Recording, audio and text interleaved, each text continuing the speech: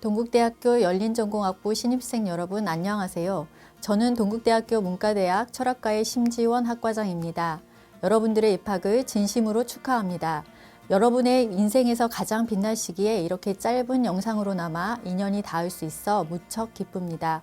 대학생으로서의 첫 발을 내딛는 지금 많이 설레일 것 같네요. 하지만 동시에 많이 걱정도 될 것 같습니다.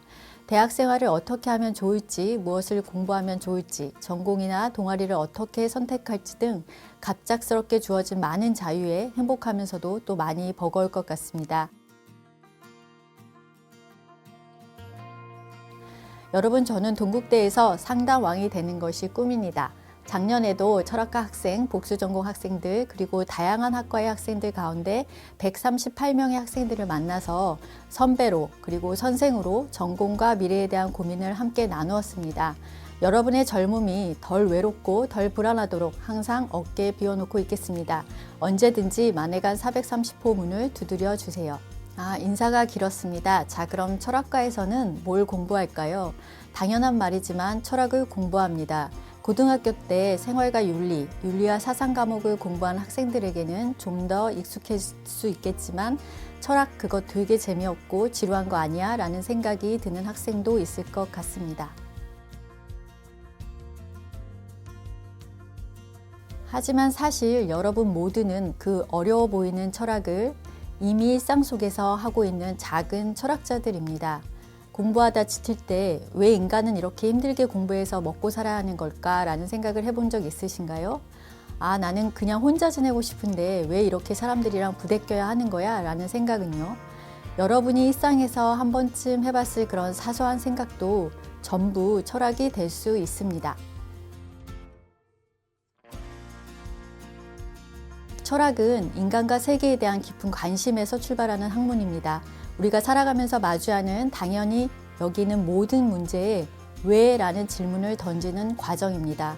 그리고 철학을 공부한다는 것은 그러한 철학적 문제들을 대하는 보다 논리적인 사유의 방식을 배운다는 것, 선대의 철학자들은 이러한 고민을 어떻게 풀어내고자 했는지 들어본다는 것, 그래서 나만의 고유한 답을 찾아간다는 것이기도 합니다. 하지만 철학을 공부한다는 것과 전공으로 선택한다는 것은 사뭇 다르게 느껴질 수 있을 것 같습니다. 어떤 사람은 철학과 거기 나오면 취업 안 된다던데 라는 말을 하기도 하고 또 어떤 사람은 철학과 사람들은 다 책만 읽고 이상한 또는 쓸데없는 주제로 하루 종일 토론만 한다는데 라고 말하기도 합니다. 여러분도 철학과에 대한 이런 이야기를 들어본 적이 있으신가요? 그래서 오늘 이 시간에는 여러분께 통상적으로 생각하는 철학과에 대한 오해를 풀어보고 철학 전공에 대한 소개를 드리려고 합니다. 철학과에 대한 오해, 첫 번째 바로 철학과 거기 나오면 취업 안 된다던데입니다.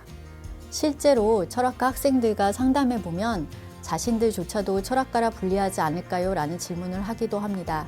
하지만 결론부터 말하자면 그렇지 않습니다. 절대 그렇지 않습니다. 지금도 다양한 분야에서 활약하고 있는 여러분들의 수많은 철학과 졸업생 선배들이 바로 그 증거라고 할 수 있습니다. 한 학생이 떠오르는데요. 철학과인데도 IT 기업에서 기획자로 일하던 학생이었습니다. 심지어 철학 단일 전공이었는데도 말이죠. 그 학생이 이렇게 말했던 기억이 납니다. 선생님, 오히려 철학과이기 때문에 사고가 닫혀있지 않고 더 말랑말랑한 것 같아요. 특히 우리 서비스의 궁극적인 방향성과 철학 같은 건 제가 제일 잘 설정할 수 있더라고요. 또 서비스에 대해 고려해봐야 될 윤리적인 문제를 논의할 때는 오히려 제가 회의를 주도하고 있어요 라고요. 이처럼 비판적인 사고력, 논증을 이해하고 표현하는 능력, 그리고 사회를 바라보는 넓은 시야는 철학과 학생들만의 강점입니다. IT 기획자뿐만이 아닙니다. 이러한 능력이 필요하지 않은 진로는 이 세상 어디에도 없습니다. 어떤 직업을 선택하든 철학과에서 기른 역량은 여러분만의 강점으로서 발휘할 수 있게 됩니다.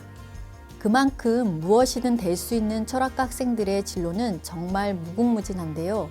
누군가는 경영 컨설트가 되기도 하고 누군가는 영상 감독이 되기도 하고 또 누군가는 기자가 되기도 했습니다.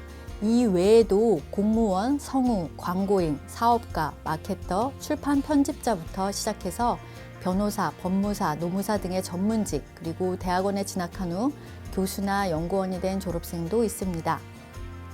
철학과 나오면 뭐 해 먹고 살지라는 질문은 철학과 하면 바로 떠오르는 직업이나 진로가 보이지 않는다는 뜻이기도 한데요.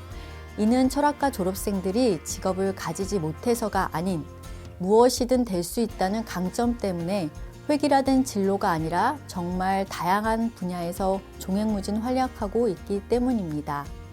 그리고 이 무엇이든이라는 말에서 여러분만의 무엇은 대학생활 중 여러 가지를 경험하고 또 나 자신에 대해 끈질기게 고민해보는 과정을 거치며 여러분 스스로 찾아 나가야 할 몫이기도 합니다. 다만 철학과에서의 여정을 통해 자기 철학을 잘 정립한 학생이라면 분명 자신만의 진로를 설계하는 데에도 현명한 선택을 할 수 있으리라고 저는 믿어 의심치 않습니다. 다음으로 철학과에 대한 두 번째 오해는 철학과 사람들은 다 책만 읽고 이상한 주제로 하루 종일 토론만 한다는데 라는 것입니다. 솔직히 말씀드리면 어느 정도는 맞는 말입니다. 왜냐하면 철학과에 책 읽고 토론하는 걸 좋아하는 학생들의 비율이 높은 것은 사실이거든요. 인공지능과 사랑에 빠지는 것이 가능할까? 누군가가 의족을 가져간다면 그 행위는 상해죄에 해당하는 걸까? 절도죄에 해당하는 걸까? 왜 우리는 착하게 살아야 하는 걸까? 그리고 정의로운 사회는 어떤 모습일까와 같은 질문들에 대해 밥을 먹다가도 몇 시간씩 이야기할 수 있는 사람들이 많긴 한 것 같습니다. 이런 질문들이 처음에 좀 이상한 것처럼 보일 수 있어요. 하지만 이렇게 근본적인 것들을 고민하다 보면 세상을 보는 눈이 점점 달라진다는 걸 경험하게 될 것입니다. 그리고 이런 고민들이 실제로 우리 삶과 아주 많이 맞닿아 있다는 것도 알게 될 것이고요. 어제 수업을 마치고 철학과 학생들과 여러분에 대한 이야기를 했습니다. 올해 열린전공학부 학생들은 41개의 전공을 선택할 수 있는데 그럼에도 불구하고 철학 전공을 추천하겠냐고요. 그랬더니 여러분들의 선배들이 다양한 이유로 철학 전공을 추천하더라고요. 미디어나 광고, 마케팅, IT 분야에서 일하고 싶은 사람, 다른 전공에서 당연하게 존재하는 가정들에 대해 궁금한 사람, 언젠가는 살아가면서 마주할 질문들에 대해 미리 체계적으로 고민해보고 싶은 사람, 실존의 불안에 대한 답을 찾고 싶은 사람, 사고의 폭을 넓히고 싶은 사람, 그리고 사람들이 이상하다고 생각하는 그런 질문들에 대해 마음 편히 다른 사람들과 이야기 나누고 싶은 사람에게 추천한다고요. 이처럼 철학과에는 철학에 대한 온도차가 매우 다양한 사람들이 있습니다. 자신이 하고 싶은 일에 철학이 유용할 것 같아서 철학을 전공하는 사람도 있고 자신의 전공에 대한 이해의 폭을 넓히기 위해 철학을 복수 전공하는 타학과 학생들도 있습니다. 그리고 이러한 다양함이 동국대 철학과를 더욱 풍성하게 만드는 것 같습니다. 철학은 여러분들이 어떤 전공을 하거나 어떤 직업을 갖거나 그 토양에 좋은 자양분으로 작용할 것입니다. 철학과에는 삶에 대한 고민과 자신의 세계관을 확장하고 자기 자신에 대한 철학을 세우고 싶은 그 누구나에게 열려 있습니다. 여러분이 문을 두드려 주신다면 철학과는 그에 걸맞게 여러분에게 응답할 준비가 되어 있답니다. 그럼 전공을 결정해야 할 시점에서 내가 선택해야 할 학과가 어떤 배경에서 성장해 왔는지, 지금까지 어떤 활약을 이어오고 있는지도 많이 궁금해 하실 것 같아 철학과의 역사에 대해 간략히 설명드리겠습니다. 동국대학교 철학과는 1953년 동국대학이 동국대학교로 승격 개편하던 때부터 설치되어서 2023년에는 설립 70주년을 맞이했습니다. 철학과는 1998년도에 동서사상연구소를 설립했고요. 여러분들이 동국대학교에서 철학을 전공하게 된다면 철학과뿐만 아니라 동서사상연구소에서 기획하는 다양한 프로그램에 참여할 수 있습니다.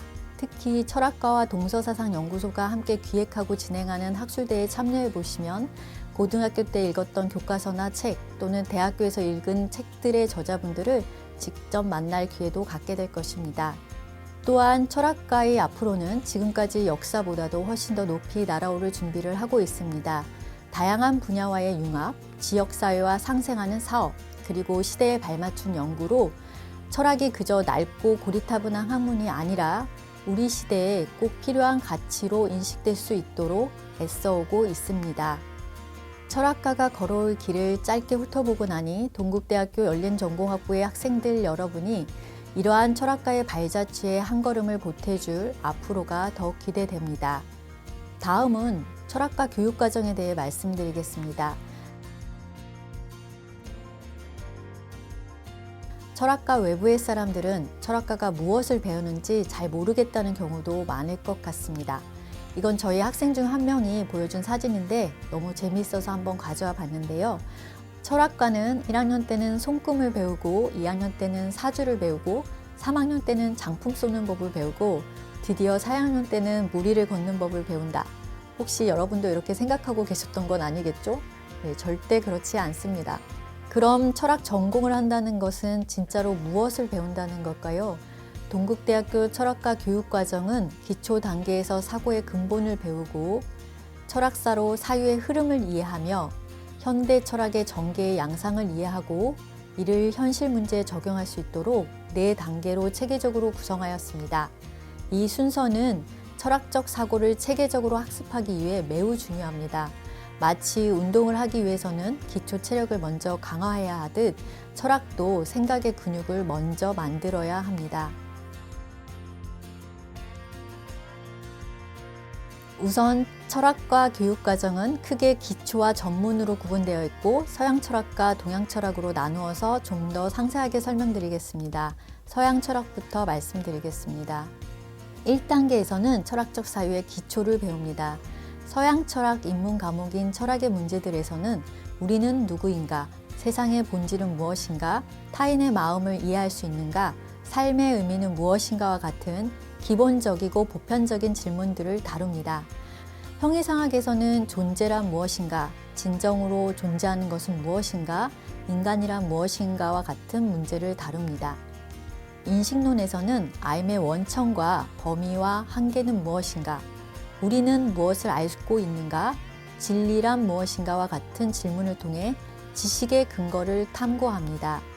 윤리학에서는 어떻게 살아야 하는가, 도덕적으로 옳은 행동은 무엇인가, 도대체 왜 도덕적으로 살아야 하는가와 같은 실질적인 문제를 다룹니다. 논리학에서는 사고의 방법과 체계를 다듬는 기술을 배웁니다. 즉 타당한 추론과 올바른 논증을 위한 여러 원리와 규칙을 공부합니다. 논리학은 철학적 탐구를 위한 준비학이자 그러한 탐구의 결과를 설득력 있게 제시하는 아주 중요한 도구입니다. 2단계에서는 철학적 사유의 역사적 흐름을 배웁니다. 서양 고준색 철학에서는 소크라테스부터 시작하여 플라톤과 아리스토텔레스를 거쳐 아우구스티누스와 아퀴나스까지, 그리고 서양 근세 철학사에서는 신 중심의 중세 철학에서 인간 중심의 근대 철학으로 넘어가는 과정으로 합리론의 데카르트와 스피노자, 라이프니치, 그리고 경험론의 로크, 버클리, 흉과 같은 철학자들을 주로 다루고, 독일 고전 철학에서는 칸트에서 헤겔까지 이른바 독일 관념론의 핵심 사유를 탐구합니다. 3단계에서는 현대 철학 전개의 양상을 이해하고 사고를 확장합니다. 서양 현대 철학은 영국과 미국, 독일과 프랑스를 중심으로 독특한 사유의 흐름을 형성하며 발전했습니다. 이 흐름은 언어, 마음, 과학, 윤리, 사회, 그리고 문화에 관련된 철학적 문제들을 새로운 방법과 이념을 가지고 접근합니다. 먼저 언어 분석 철학은 주로 논리, 언어, 과학을 다룹니다. 학생들은 언분철이라고 하던데요. 언어 분석 철학에서는 언어에 대한 올바른 논리적 분석이 철학적 문제 해결을 가져온다고 봅니다. 예컨대 전통 철학의 사유 방식에서 우리는 정의란 무엇인가라고 물었습니다. 하지만 언분철에서는 정의라는 단어의 의미는 무엇인가라는 물음을 제기하면서 탐구를 시작합니다. 나아가 말할 수 있는 것에 관해서는 명확하게 말하고 말할 수 없는 것에 대해서는 침묵해야 한다는 비트겐슈타인의 유명한 명제는 고전적 분석 철학의 한 이정표를 나타냅니다. 1970년대 이후 언어 분석 철학에서 분리되어 나온 심리 철학은 언어를 넘어 인간의 의식과 마음의 본질을 탐구합니다. 여기에서 마음은 어떻게 사물을 지각하고 생각할까? 의식은 무엇이며 어떤 종류와 유형의 의식이 있을까? 그리고 타인의 마음을 인식하고 이해할 수 있을까와 같은 주제를 공부합니다. 한편 잘 알려져 있듯이 인공지능은 여러 논리적, 공학적 원리를 바탕으로 지각, 사유, 추론, 판단과 같은 인지작용을 수행하는 기계를 만들고 구현해 보고자 하는 학문입니다. 심리철학과 함께 인지과학과 인공지능에 대한 연구가 크게 진전되면서 최근에는 인공지능의 철학이 크게 주목받고 있습니다. 과학 철학에서는 과학적 사고와 이론의 기초를 이해하고 과학이 어떻게 작동하는지를 다룹니다. 역사적으로 과학 철학은 언어 분석 철학으로부터 나왔습니다. 특히 논리실증주의라고 불리는 철학 사조와 매우 밀접한 관련을 갖습니다. 이후에 과학 철학, 과학사, 과학학 등의 연구가 발전하면서 지금은 과학 철학이 언어 분석 철학보다 훨씬 더 커진 것 같습니다. 과학 철학은 과학의 본질과 방법론, 그리고 과학적 지식의 형성과 관련된 철학적 질문들을 탐구하는 분야입니다. 즉, 과학이란 무엇인지, 그리고 다른 형태의 지식과 어떻게 구별되는지, 과학적 주장이나 이론이 어떻게 검증되고 어떤 종류의 증거가 필요한지를 다룹니다. 나아가 과학과 비과학의 경계는 무엇이고 과학이 사회, 윤리 및 문화와 어떻게 상호작용하는지를 살펴봅니다. 현상학과 해석학은 철학의 초점을 인간의 경험과 존재 문제로 옮기면서 현대 철학의 새로운 지평을 형성합니다.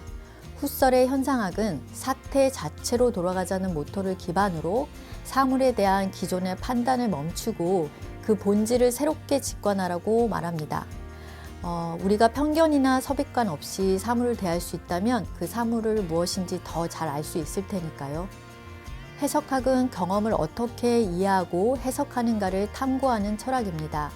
가다머는 우리의 이해가 단순히 사실을 받아들이는 것이 아니라 우리가 가진 배경 지식, 문화, 언어의 영향을 받아 성립한다고 말합니다. 프랑스 철학은 실존과 자유, 구조와 권력, 그리고 해체와 차이에 주목합니다. 역사적으로 보면 현대 프랑스 철학의 한 원형 역시 현상학입니다. 현대 프랑스 철학이 현상학의 계승이든 비판이든 번영이든 현상학은 대륙 철학 발달의 한 모태로 간주됩니다. 하지만 프랑스 철학은 그 고유한 특성을 갖고 있습니다. 샤르트르의 실존주의는 인간의 자유와 책임의 문제를, 그리고 메를리 뽕피는 몸의 현상학을 다룹니다. 푸코는 사회 구조와 권력의 숨겨진 메커니즘을 분석하고 들레즈는 차이의 철학을 통해 모든 것을 변화와 생성의 관점에서 접근합니다. 특히 프랑스 철학은 페미니즘, 생태 철학, 정치 철학 등 실천 철학과 매우 긴밀하게 연결되어 있습니다. 요즘에는 현상학과 심리철학, 인지과학과 인공지능이 같이 융합적으로 연구되기도 합니다. 네 번째 단계에서는 철학적 사유를 현실에 응용하고 실천을 모색합니다. 영미정치사회 철학은 롤즈와 샌델의 논쟁을 주로 다루며 현대 페미니즘의 논의들도 다룹니다. 정치사회 철학은 영미정치사회 철학과 달리 프랑크푸르트 학파의 비판 이론을 중심으로 유럽 대륙 철학에 기반한 정치적, 사회적 이론들을 다룹니다. 미디어와 예술 철학은 현 시대 미디어와 예술의 특징과 의미를 살펴보면서 예술 철학에서 등장하는 철학적 문제들을 스스로 탐험해 볼 수 있도록 돕습니다. 문화와 역사의 철학에서는 과거의 역사에 대한 철학적 성찰이 현재의 문화적 의미를 풍요롭게 만드는 미래의 자산으로 변형되고 발전하는 과정을 체험할 수 있습니다. 포스트 휴머니즘과 기술 철학은 기술의 발달로 인한 인간에 대한 이해의 변화를 다루고 인간과 비인간 존재의 관계를 탐구합니다. 실천윤리학은 임신중절, 안락사와 같은 전통적인 생명윤리 주제뿐만 아니라 동물윤리, 환경윤리, 인공지능윤리, 신경윤리 등 최근 사회적 문제들을 다룹니다. 불교와 현대 종교 철학은 종교 간 대화와 연구의 틀에서 유신론적 종교 전통과 비유신론적 종교 전통을 비교 분석합니다. 나아가 불교 신앙의 여러 특징들을 서양 현대 철학과 관련시켜 고찰합니다. 인공지능 시대의 윤리에서는 인공지능과 인간의 관계, 기술의 윤리적 책임 등을 탐구하며 좋은 사회를 위한 기술의 방향을 고민합니다. 그리고 동국대학교에는 흥미롭고 다양한 마이크로 디그리 과정이 있습니다. 우리 학과에서는 인공지능 철학 과정이 있습니다. 인공지능과 심리철학, 과학철학, 포스트휴먼즘과 기술철학, 실천윤리학, 그리고 인공지능 시대의 윤리 과목 가운데 4과목을 수강하게 되면 인공지능 철학의 마이크로 디그리를 이수하게 됩니다. 다음은 동양철학 교육과정에 대해 말씀드리겠습니다. 동양고전강독은 동양철학의 근간이 된 주요 문헌을 직접 다루며 동양철학의 기초를 다집니다. 유가나 도가 등 동아시아 철학 담론이 생산된 근원을 탐구하며 향후 동양철학을 생동감 있게 학습할 기초 체력을 형성합니다. 한국철학사는 신라의 원효로부터 19세기 동학에 이르는 한국 철학 사상사를 전반적으로 다루고 특히 조선 유학사의 핵심 사상을 깊이 있게 들여다봅니다. 한국인으로 살아가면서 한국 고유의 사유를 체계적으로 학습할 수 있는 수업입니다. 중국 철학사는 동양 철학의 중심을 이루는 중국 철학이 어떻게 형성되었고 발전하는지에 대한 철학적 문제의식의 시대적 변화를 역사적으로 조망하며 선진 제자 백가부터 청대 고증학에 이르기까지 철학사의 주요한 개념과 문제의식을 폭넓게 탐구합니다. 선진 유가 철학은 춘추 전국시대 제자백가 사상 중 공자, 맹자, 순자로 대표되는 원시 유학을 집중적으로 탐구하는 수업으로서 이는 향후 심화하는 유학사를 이해하는 기점이 됩니다. 어떻게 하면 진정한 유거보이 유거걸이 되는 걸까요? 유학에 대한 오랜 선입견 해소와 더불어 전통적 사유의 가능성에 대한 새로운 모색을 시도합니다. 노장철학은 도가사상, 특히 노자와 장자의 사상을 탐구하며 열자, 양주, 황루학 등 기타 도가사상까지 다룹니다. 무아유지양의 세계에서 다양성과 통일성, 또 그 관계의 상대성을 이해하여 인식의 범위를 확장해 사물을 바라보는 유연한 시각을 얻게 됩니다. 성리학과 양명학은 중국 송명시대에 형성되는 동아시아 지성사의 중요한 전통인 신유학을 다루면서 그중 성리학과 양명학을 비교합니다. 성리학은 불교의 유심론을 극복하고 삶의 축적과 실천을 통해 이상적 인격, 이상적 사회를 이루어가고자 하는 철학이고 양명학은 성리학의 객관적 진리 탐구법을 비판하고 마음의 주체를 강조하는 도덕 철학입니다. 중국 근현대 철학은 19세기 들어 본격화되는 서구의 동아시아 침략 이래로 동서 문명이 충돌하는 과정에서 중국 철학자들이 어떻게 서양 사상에 대응하는지 그 치열한 지성의 모색에 집중합니다. 사회 진화론과 과학 사상의 수용, 유교와 불교와 같은 중국 전통 철학의 재해석 등을 다룹니다. 한국 철학의 쟁점들은 한국을 대표할 만한 철학적 사유가 과연 있는지 의문을 품었던 학생들에게 매우 흥미로울 것 같습니다. 주요 쟁점으로는 정도전의 배불론과 기와의 호불론, 퇴계 이황과 고봉 기대승의 사단 칠정 논쟁 등이 있습니다. 네, 이렇게 현재 우리 철학과에 개설되어 있는 강의를 모두 소개해 드렸습니다. 철학과의 교육과정은 비단 특정 사상가의 이론을 달달 암기하거나 이런 이론도 있구나 해서 끝나는 것이 아니라 나아가 그 이론으로 내가 사는 세상을 새롭게 볼 수 있게 하는데 그래서 여러분의 사유의 지평을 넓혀주는 데에 그 목적을 두고 있습니다. 여러분들이 자신이 살고 있는 세상, 자신이 보고 있는 사물들을 철학자의 시선이라는 안경을 빌려 쓴 채 바라보다 보면 신기하고 반갑고 재미있는 경험을 많이 하리라 생각됩니다. 그 과정 속에서 여러분만의 사유도 단단하고 깊어질 것이고요. 우리 철학과의 교육과정은 여러분의 그런 사유를 돕기 위해 짜여진 것이라고 해도 과언이 아닐 정도이니 철학을 전공 또는 복수 전공으로 선택해서 여러분이 이 재미를 꼭 함께 느껴볼 수 있으면 좋겠습니다. 우리 철학과의 대표적인 비교과 프로그램을 소개하겠습니다. 우선 철학과에는 동국고전 특강과 원전 강독회가 있습니다. 동국고전 특강이라는 프로그램을 통해 매 방학 때마다 주요한 철학자들의 사상을 각 전문가 선생님을 모시고 배우고 있습니다. 1회에는 아리스토텔레스의 형이상학을, 2회에는 질 들레지의 차이와 반복을, 그리고 현재는 스피노자의 에티카를 진행하고 있습니다. 원전 강독회에서는 막스 쉘러의 우주에서의 인간의 지위를 영어본과 독일어본으로 강독하고 있습니다. 철학과에는 학생들이 자발적으로 주도하는 여러 학회가 있습니다. 서양철학사학회, 예술철학회, 실천윤리학회, 과학철학회, 그리고 피자단이라는 소모임이 있습니다. 서양철학사학회는 고대 그리스부터 현대철학에 이르기까지 서양철학사의 흐름을 따라가며 중요한 철학자들과 그들의 사상을 탐구하는 학회입니다. 예술철학회는 예술작품을 핑계로 철학적 수다를 떨고 싶은 사람들의 모임입니다.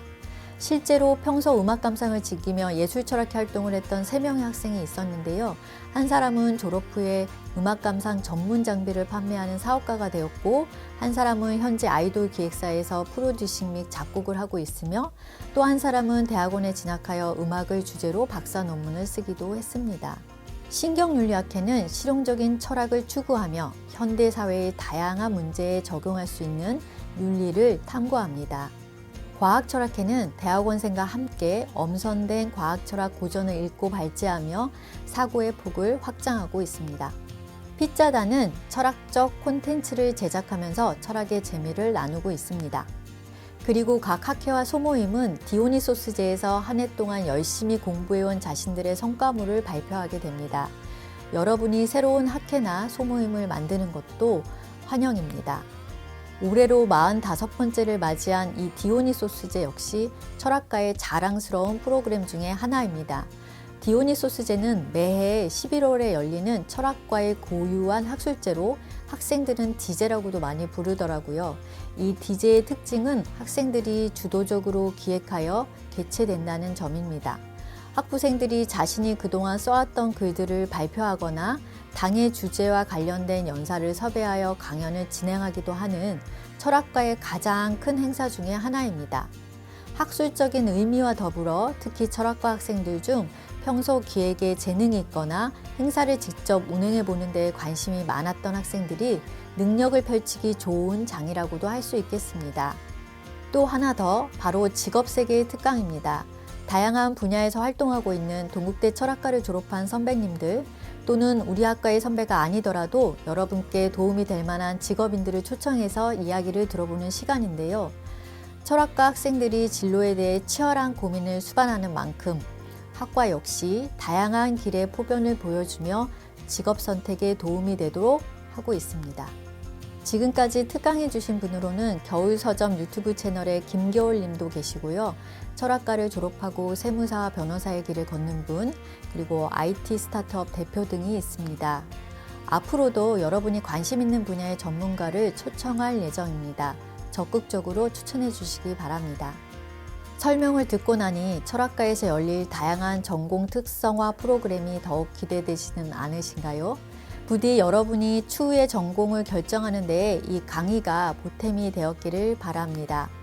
마지막으로 앞선 내용에서는 다 담지 못한 제가 이 동국대학교 철학과라는 곳을 무척이나 사랑하는 개인적인 이유에 대해 첨언하면서 끝맺음을 하려고 합니다. 우리 동국대학교 철학과에는 참 따뜻한 사람들이 많이 있습니다. 이곳에서는 누구의 존재도 또 누구의 생각도 이상하게 치부되지 않습니다. 철학과의 구성원들은 서로의 이야기를 진심으로 존중하고 또 각자가 내딛는 발걸음을 힘차게 응원해 줄 수 있는 다정한 사람들이 모인 곳입니다. 대학은 내가 공부하고 꿈을 펼쳐가는 곳이기도 하지만 다양한 사람들을 만나면서 세상을 보는 시야를 넓혀가는 곳이기도 합니다.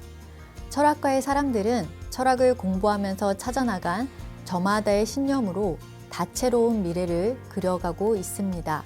그 과정에서 나만 잘 되면 그만이라는 마음으로 임하는 게 아니라 함께 짓는 웃음의 가치를 아는 사람들이기도 합니다.